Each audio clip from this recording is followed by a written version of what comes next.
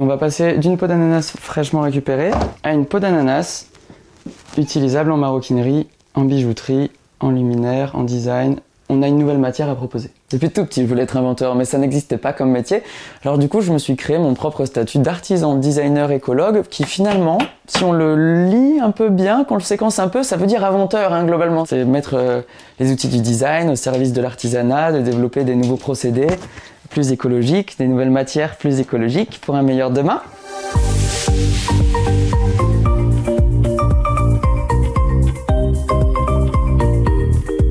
Là, il y a de l'orange, citron teinté, du pamplemousse, du melon Gallia et encore de l'ananas. Là, on est chez Brésil, qui est une entreprise qui fait du rhum arrangé. Et je viens ici pour récupérer du coup les peaux d'ananas pour leur donner une deuxième vie. Et c'est quoi les propriétés de la peau d'ananas qui font que ça peut servir de cuir du coup? C'est assez épais, assez large, donc on a des belles pièces et c'est très fibreux. Et ça se tient bien du coup. C'est des trucs qui sont un peu exotiques, qui sont pas... Genre faire des portefeuilles avec des pots de pommes par exemple, c'est pas faisable. Non, mais il y a quelqu'un qui s'occupe de ça. Il y a du cuir de pomme qui est fait en Italie, donc qui n'est pas entièrement biosourcé, mais il y a quand même au moins 50% de fruits à l'intérieur, donc c'est intéressant. Mais la peau de pomme, si on veut la faire brute, comme ici, c'est pas possible parce que c'est trop fin. C'est pour ça que je m'intéresse à des peaux qui ont une certaine contenance, une certaine épaisseur et pas mal de fibres. Du coup, les melons, les agrumes et les ananas. On en a quelques-unes qu'on va pouvoir rentrer à la maison. Hop, on est parti. On va passer de ça à ça. Pour passer de l'un à l'autre, ça va me prendre 3 semaines, 1 mois. Il y a 16 étapes en moyenne, 15 à 8 étapes suivant ce que je veux faire. Et pour réaliser la transformation complète. On va nettoyer la peau, enlever les chairs, la désinfecter, la travailler, la regraisser. Il y a plusieurs pressages. On est sur quelque chose en fait qui est très inspiré du tannage animal, mais sans utiliser aucun tanin.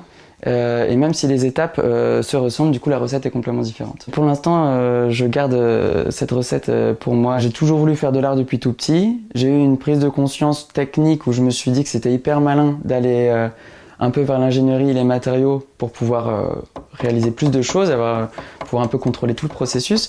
Et j'ai fait ma prise de conscience écologique pendant mes études supérieures. On en a réellement besoin en ce moment et c'est un sujet qui est hyper actuel et plus qu'actuel, c'est une nécessité pour moi. Il faut qu'on aille vers des solutions pour demain. Si on a les moyens d'y faire quelque chose à notre échelle, eh ben on le fait. Maintenant, j'utilise du fil de lin français tressé en France pour la couture.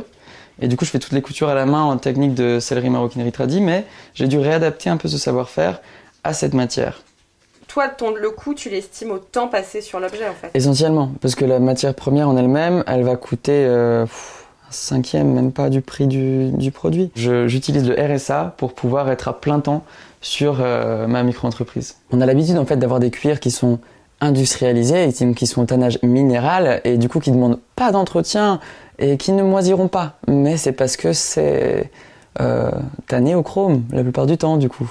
C'est ce qu'on appelle un tannage minéral et ça donne des cuirs très beaux, de très bonne qualité, mais c'est une catastrophe pour l'environnement. Donc cette alternative végétale en peau de fruits, elle est aussi capricieuse que le cuir au tannage végétal. On va devoir l'entretenir assez régulièrement, on va devoir la nourrir au moins 2 fois par an et éviter de la laisser dans une caravane humide à l'ombre tout un hiver par exemple. Alors je suis sûr que ça va durer au moins 5 ans, mais on reste sur de l'expérimental et pour ça il va falloir que vous l'essayiez pour moi et que vous me dites 10 ans plus tard, c'est toujours là. La semaine dernière, j'ai réalisé ce premier prototype de lampe où du coup on peut voir ici du pomelo, là du pomelo teint au jus de cassis, là du citron teint avec la teinture Ecoplo, là du melon canari vert nature, là de l'ananas, et on pourrait imaginer des vitraux en peau de fruits, on pourrait imaginer des grands luminaires d'accueil en peau de fruits. Donc j'ai hâte de passer plus de temps à jouer avec la lumière et les peaux de fruits.